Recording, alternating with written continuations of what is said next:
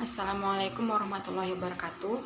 Perkenalkan, nama saya Umi Kalsum Siregar, MPM 200-151.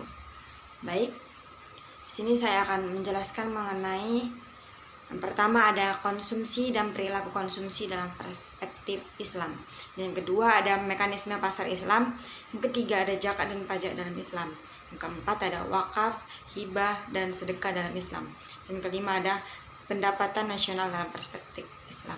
Baik, yang pertama yaitu ada konsumsi dan perilaku konsumsi dalam perspektif Islam. Pola konsumsi masyarakat sudah sesuai dengan prinsip ekonomi Islam. Islam mengajarkan bahwa perilaku konsumsi tidak berlebih-lebihan dan boros, dan melakukan hal yang lain menjadikan konsumsi itu tidak menjadi sia-sia. Allah Subhanahu wa taala tidak menyukai orang yang besar pengeluaran daripada pendapatannya. Dalam Islam dilarang melakukan pemborosan yang memiliki dampak negatif bagi perekonomian masyarakat. Islam menyarankan agar manusia dapat bertindak di tengah-tengah atau sederhana. Dan yang kedua ada mekanisme pasar. Konsep mekanisme pasar dalam Islam dapat dirujuk kepada hadis Rasulullah SAW. Dengan demikian, Islam jauh mendahului Barat dalam merumuskan konsep mekanisme pasar. Konsep mekanisme pasar dalam Islam selanjutnya dikembangkan secara ilmiah oleh ulama sepanjang sejarah, mulai dari Abu Yusuf Al-Ghazali, Ibnu Taimiyah, Ibnu Khaldun, dan sebagainya. Para ulama tersebut telah membahas konsep mekanisme pasar secara konferensif. Mereka telah membahas kekuatan supply dan demand. Jadi kajian mereka juga telah sampai pada faktor-faktor yang mempengaruhi pasar. Dalam ekonomi Islam, harga ditentukan oleh kekuatan supply and demand. Jika terjadi distorsi pasar, maka pemerintah boleh intervensi pasar. Namun ekonomi Islam menentang adanya intervensi pemerintah dengan peraturan yang berlebihan saat kekuatan pasar secara bebas bekerja untuk menentukan harga yang kompetitif.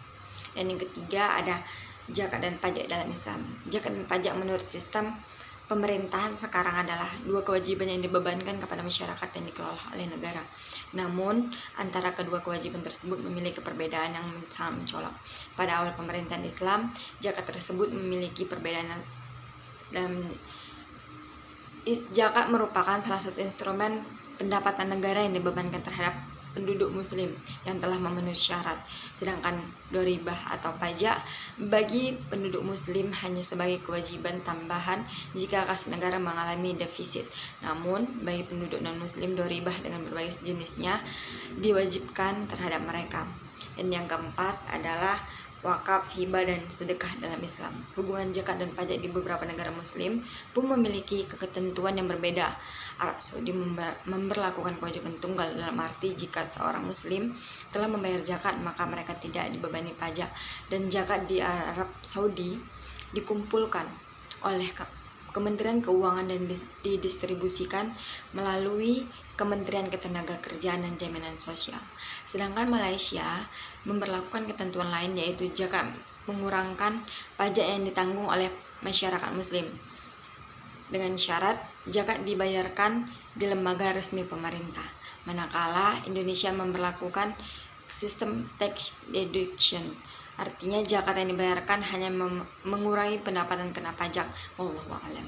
Dan yang kelima adalah pendapatan nasional menurut dalam perspektif Islam. Dalam ekonomi Islam memandang pendapatan nasional sebagai salah satu dari 4 indikator yang dapat dijadikan tolak ukur kesejahteraan masyarakat.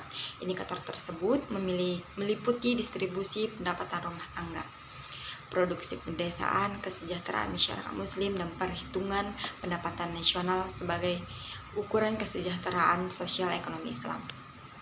Dari sudut pandang tersebut, pandang ekonomi Islam, ghanimah, zakat, sedekah, infak, jizyah, kharaj, pajak, pertambangan, dan wakaf merupakan sumber pendapatan nasional.